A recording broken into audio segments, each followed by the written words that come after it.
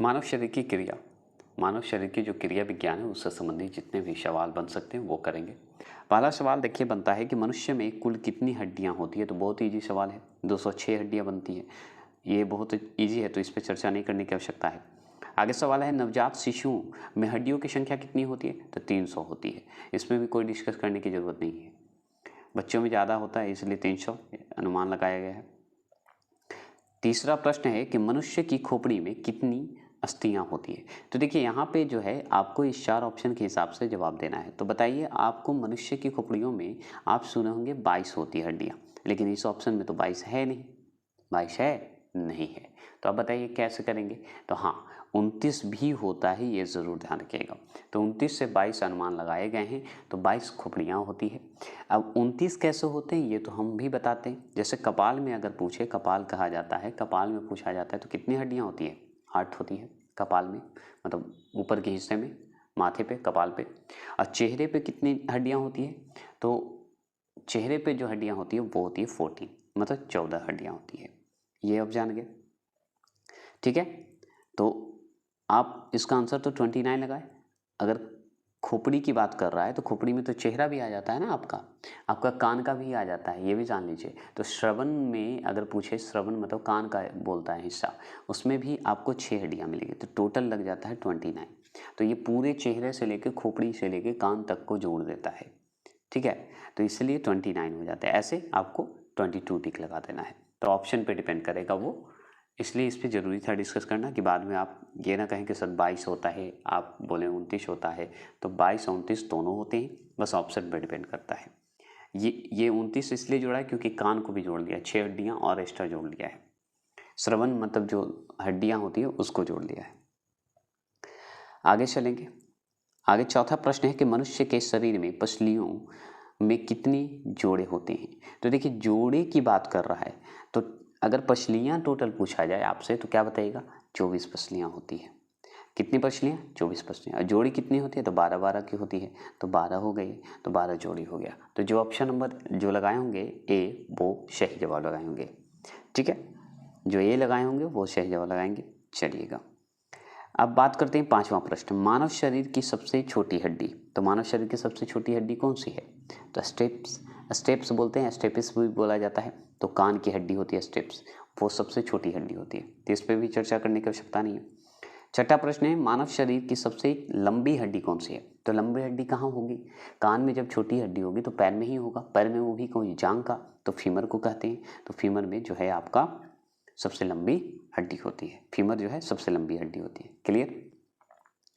Tibia नामक हड्डी पाई जाती है। तो पता है टिबिया नामक हड्डी के बारे में अगर बात करें तो इसमें पता है टिबिया नामक हड्डी जो होती है टांग में होती है, क्योंकि ऑप्शन नंबर बी जो लगाएंगे वो सही लगाएंगे।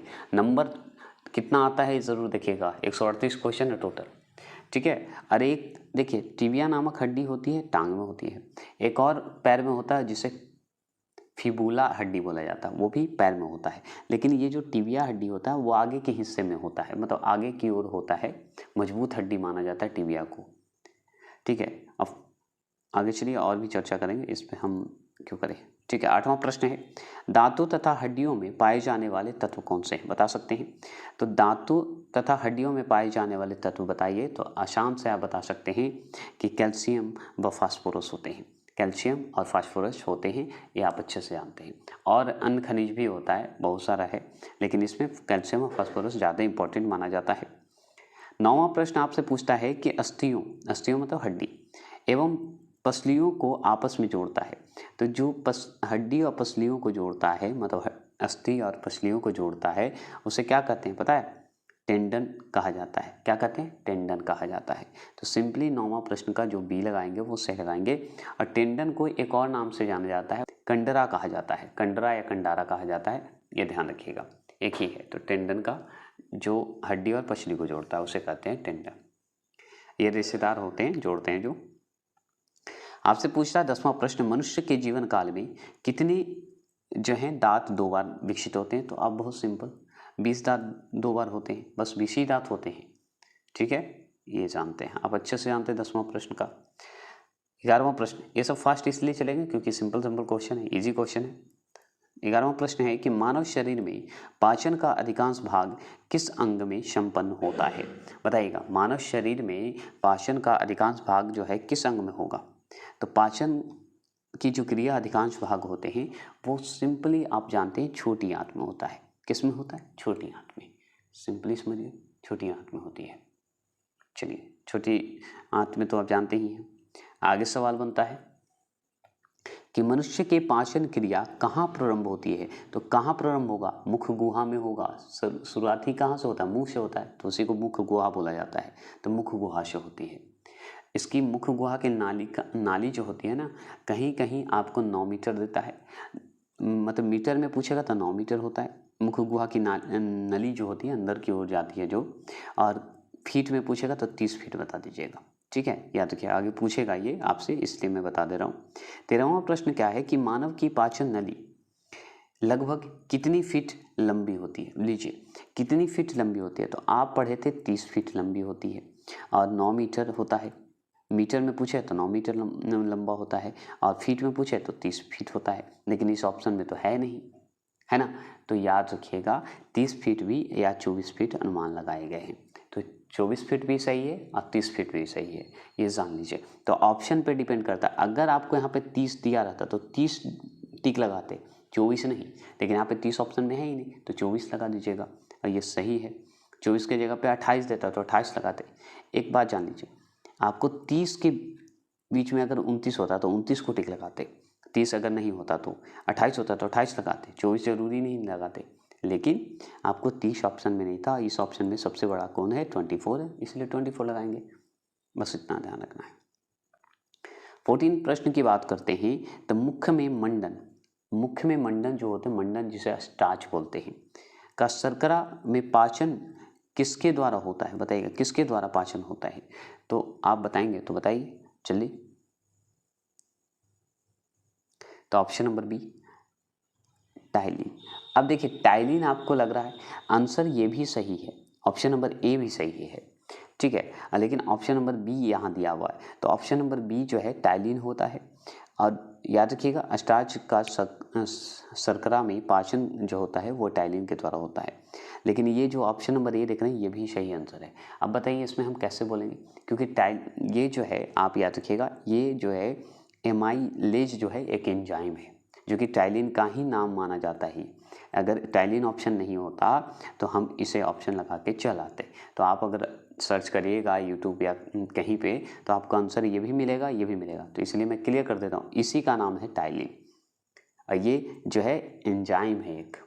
एक ही को देगा, यहाँ पे दोनों दे दिया है, तो दोनों में से सबसे इंपॉर्टेंट हम देंगे बी को। आगे सवाल है 15वां प्रश्न, दूध जो होते हैं, दूध होते हैं, प्रोटीन को पचाने वाला एंजाइम जो है कौन सा है? बताइएगा। दूध को पचाने वाला, सबका अलग अलग होता है, तो दूध को पचाने वाला एंजाइम का बताइएगा, बताएंगे। तो दूध को पचाने वाला जो एंजाइम होते हैं वो उसे कहते हैं ऑप्शन नंबर सी, रेनिन कहते हैं। क्या कहते हैं? रेनिन कहते हैं। आगे से चलेंगे। 16वां प्रश्न है कि अधिकतम पोषक तत्व रक्त में कहाँ से अवशोषित किए जाते हैं? तो जैसे ही अगर पोषक तत्व की बात हो, अधिकतम पोषक तत्व की बात हो, और तत्व जो है रक्त में कहाँ से अवशोषित किए जाते हैं, कहाँ से अवशोषित करिएगा? तो इस ऑप्शन के हिसाब से तो आप टिक लगा सकते हैं, बहुत ईजी से लगाइए। तो हम सबसे सिंपल ऑप्शन नंबर सी लगाएंगे, छोटी आंत। छोटी आंत ही तो सबसे ज़्यादा क्रिया करता है ना, सबसे ज़्यादा काम जो है छोटी आंत का ही होता है। 17वां प्रश्न की बात करते हैं। 17वां प्रश्न है कि लार में कौन सा एंजाइम पाया जाता है? तो लार में कौन सा एंजाइम पाया जाता है बताइए, तो बताइएगा। 17वां प्रश्न का जवाब देंगे।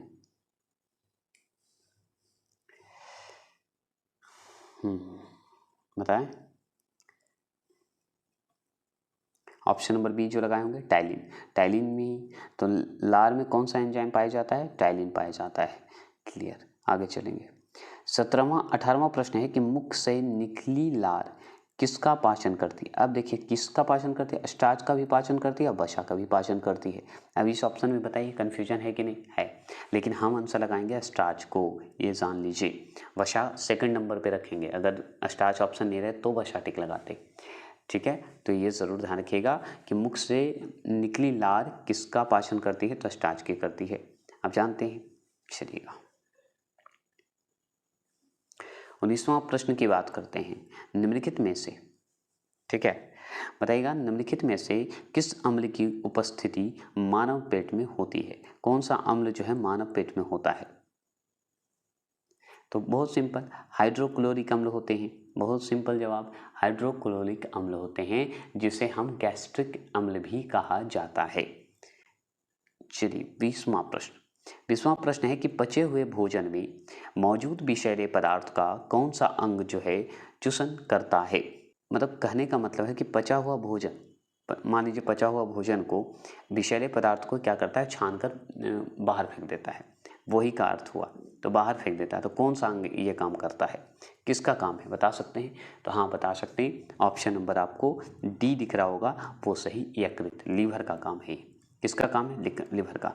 अब यहाँ पे ये नहीं कि गुर्दा लगा दीजिए, ब्रिक लगा दीजिएगा, ब्रिक का काम है ब्लड को छानना, ठीक है, और ये जो विषैले पदार्थ को है छान कर बाहर निकालना। और क्या करता है, विषैले पदार्थ को तोड़कर क्या करता है, ये पीट के रूप में कन्वर्ट कर देता है, पीट में बना देता है, समझ गए? ये है, तो इसका आंसर ऑप्शन नंबर डी जो लगाएंगे वो सही लगाएंगे, ये जान लीजिए। अब देखिए बहुत सिंपल जवाब कि पेप्सिन है एक, क्या है पेप्सिन, बता सकते हैं? तो पेप्सिन क्या है, एक क्या है, एंजाइम है, सिंपल जवाब। चलिए 22वां प्रश्न है, पेप्सिन बदल देता है, तो इस ऑप्शन के हिसाब से बताइए क्या आंसर होगा, बताइएगा ज़रूर।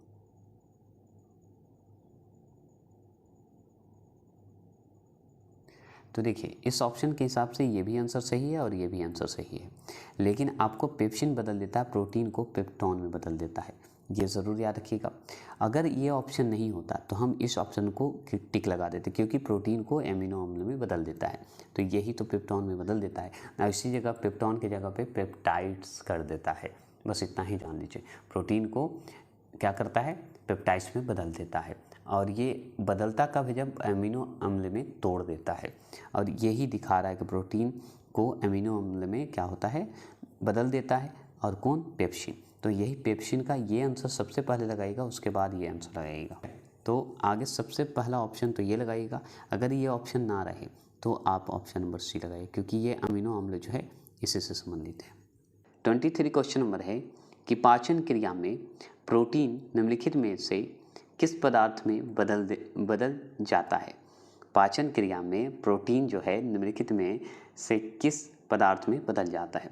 तो हम बहुत अच्छे जानते हैं, अमीनो अम्ल में बदल जाता है, 24 पीत निम्न में से किसके द्वारा पैदा किया जाता है? तो पीत किसके द्वारा पैदा किया जाता है, बताइएगा। तो पीत निम्न में से किसके द्वारा पैदा किया जाता है? तो 24 का आंसर का जवाब ऑप्शन नंबर ए लगाइएगा, यकृत द्वारा ही तो पैदा किया जाता है। चलिए आगे चलते हैं। 25 क्वेश्चन, पीत जमा होता है, तो पीत जमा कहाँ होगा, पित्ताशय में होगा, जो ऑप्शन नंबर ए लगाएंगे वो सही लगाएंगे, ठीक है। 26 क्वेश्चन नंबर ध्यान से सुनिएगा, सर्वप्रथम रक्त परिसंचरण तंत्र का अध्ययन किसने किया था? तो अध्ययन कौन किए थे पता है? रक्त परिसंचरण तंत्र के बारे में बात करें तो ये अध्ययन करने वाले और कोई नहीं, विलियम हार्वे थे। कौन थे? विलियम हार्वे हैं।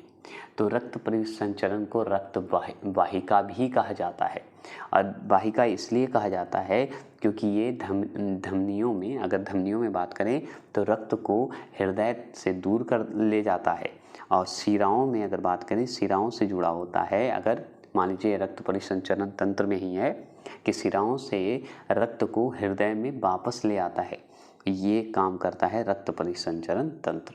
धमनियों से क्या करता है, रक्त को हृदय से दूर ले जाता है, ठीक है, और शिराओं से क्या होता है कि रक्त के हृदय में वापस ले आता है, और ये काम करने का काम है रक्त परिसंचरण तंत्र, इसी को कहते हैं। और इसकी खोज करने वाले कौन हैं? William Harvey. आगे सवाल बनता है, पेसमेकर का संबंध किससे है, बताइएगा। तो पेसमेकर का शब्द सुनते ही आपको याद आ गया होगा, 27 का एक छोटा सा उपकरण है, कौन? पेसमेकर। और पेसमेकर एक छोटा उपकरण है, मतलब यंत्र है, तो किस लिए है ना? तो ये हृदय से संबंधित है, और किससे है, ठीक है। 28 क्वेश्चन नंबर है, रुधिर दाब मतलब ब्लड प्रेशर मापक यंत्र कौन सा है, बता सकते हैं? तो रुधिर दाब की बात कर रहा है, तो ऑप्शन नंबर सी, सिग्मोमेनोमीटर को कहते हैं, जो कि हम लोग ब्लड प्रेशर जिससे नापते हैं। चलिए 29 क्वेश्चन नंबर जार्विक 7, बहुत बार पूछा हुआ प्रश्न है, तो जार्विक 7 बताइएगा। अब इस पर कोई डिटेल नहीं करेंगे, बहुत लंबा वीडियो चल जाएगा डिटेल में, है ना। तो फास्ट करते हैं और 2 पार्ट में लेंगे, ठीक है, चलिएगा। तो जार्विक 7 क्या है? तो जार्विक 7 एक कृत्रिम हृदय को कहा जाता है ना, हृदय से संबंधित है, हार्ट से संबंधित है। 29 का ऑप्शन नंबर जो सी लगाएंगे वो सही लगाएंगे। चलिएगा, ये हो गया। 30वां प्रश्न का बात करते हैं। 30वां प्रश्न है कि मनुष्य के शरीर में हृदय को एक बार धड़कने के लिए कितना समय लगता है? मनुष्य के शरीर में हृदय को एक बार धड़कने के लिए कितना समय लगता है, बताइएगा। ऑप्शन नंबर डी 0.8 सेकंड लगता है, ठीक है। चलिए आगे चलते हैं। 31 क्वेश्चन नंबर, स्वस्थ मनुष्य में प्रति मिनट हृदय स्पंदन होता है, तो बताइएगा हृदय जो स्पंदन होता है कितना बार होता है? तो 72, जो कि ऑप्शन नंबर सी लगाएंगे 31 का, जो सही लगाएंगे, ठीक है। क्लियर हो गया, 72 बार होता है ना। अब बताइएगा मानव हृदय में कितने कोष्ठ होते हैं? तो मानव हृदय में कितने कोष्ठ होते हैं? तो 4 कोष्ठ होते हैं, हम ये जानते हैं। चलिए सी आंसर जो लगाए। 33वां प्रश्न, नाड़ी दर कहाँ से मापा जाता है, बताइएगा। तो धमनियों से मापा जाता है, जो ऑप्शन नंबर बी लगाएंगे 33वां प्रश्न का, वो सही लगाएंगे। चलिएगा 34वां प्रश्न है, बताइएगा स्वस्थ मनुष्य का रक्तचाप, स्वस्थ मनुष्य का रक्तचाप जो है होता है, तो देखिए सिस्टोलिक होता है व डायस्टोलिक बोला जाता है। तो सिस्टोलिक और डायस्टोलिक होता है। तो रक्तचाप बताइएगा होता है, तो आपको जानते हैं 120 80 माना जाता है, तो जो कि ऑप्शन नंबर ए है वही सही है। तो 120 mm और 80 mm। क्लियर हो गया, ठीक है, समझ गया। आगे चलिए, 34वां प्रश्न का क्लियर हो गया। 35वां प्रश्न, सामान्य जीवन काल में मनुष्य का हृदय कितना बार धड़कता है? तो सामान्य मनुष्य के हृदय में तो हम बताएंगे ऑप्शन नंबर बी 2 अरब। कितना? 2 अरब। शरीर की विशालतम धमनी है, तो शरीर की विशालतम धमनी कौन है, बताइएगा। 36, तो ऑप्शन नंबर बी एरोटा है, ठीक है। 37वां प्रश्न, स्वस्थ मनुष्य के शरीर में रक्त की कुल मात्रा कितनी होती है, बता सकते हैं। स्वस्थ मनुष्य के शरीर में अगर रक्त की कुल मात्रा पूछे तो कितनी होती है? शरीर के वजन का 7% होता है, शरीर के वजन का 7% होता है। 38वां प्रश्न, एक वयस्क में रक्त का औसत आयतन कितना होता है,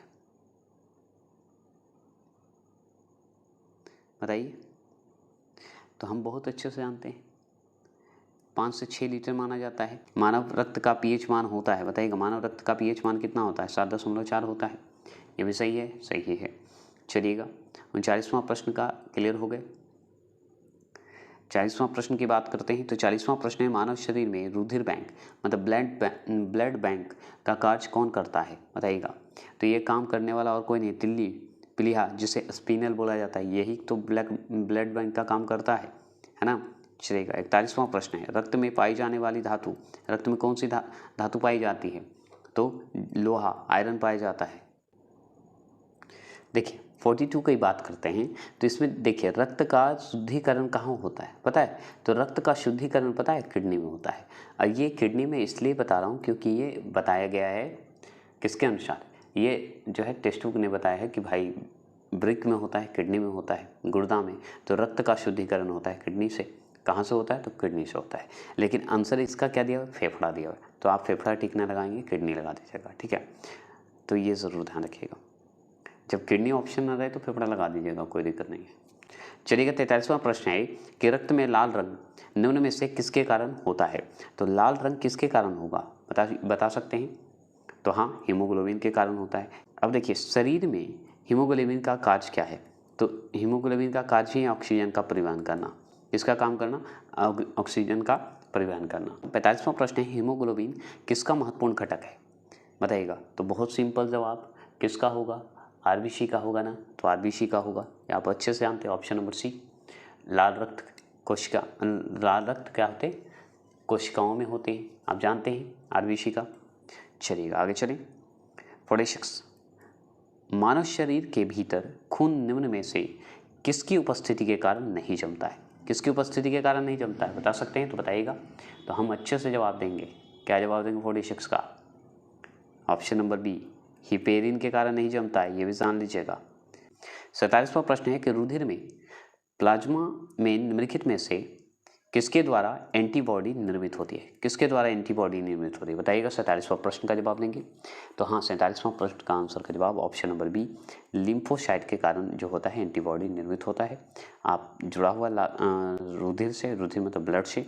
आगे चलेंगे। 48वां प्रश्न है लाल रक्त कणिका का जो है शमशान कहलाता है। शमशान मतलब आत्महत्या के थैली कह दीजिए, शमशान कह दीजिए। तो लाल रक्त कणिकाओं का शमशान कहलाता है, कौन सा कहलाता है? तो पीलिया कहलाएगा कि अस्थि मज्जा कहलाएगा? ठीक है, ये दोनों तो छोड़ दिए, ये दोनों में बताइए क्या होगा। 48वां प्रश्न का आंसर का जवाब देंगे तो 48वां प्रश्न का आंसर का जवाब पीलिया बोलते हैं। 49वां प्रश्न के शरीर में लाल रक्त कणिकाएं कितने दिनों तक जीवित रहती है? तो हम बताएं 100 से 120 दिन। तो 120 दिन जो लगाएंगे वो सही लगाएंगे। अगर आपसे पूछेगा कि मानव शरीर में लाल रक्त कण का निर्माण कहाँ होता है, तो लाल रक्त कण का निर्माण अगर आपसे पूछे कि कहाँ होता है तो हम इसका जवाब देंगे, क्या जवाब देंगे? 50वां प्रश्न का जवाब दीजिए। तो हाँ, जवाब देंगे ऑप्शन नंबर डी, अस्थि मज्जा में होता है। ठीक है, अस्थि मज्जा में। हत्या कहाँ होती है? प्लीहा में। ठीक है, ये आप जानते हैं। तो ये रखते हैं 50वां प्रश्न, इतना ही रखते हैं। और 50वां प्रश्न, ये 50 क्वेश्चन फिर से मिलेगा। तो चलिए, जय हिंद।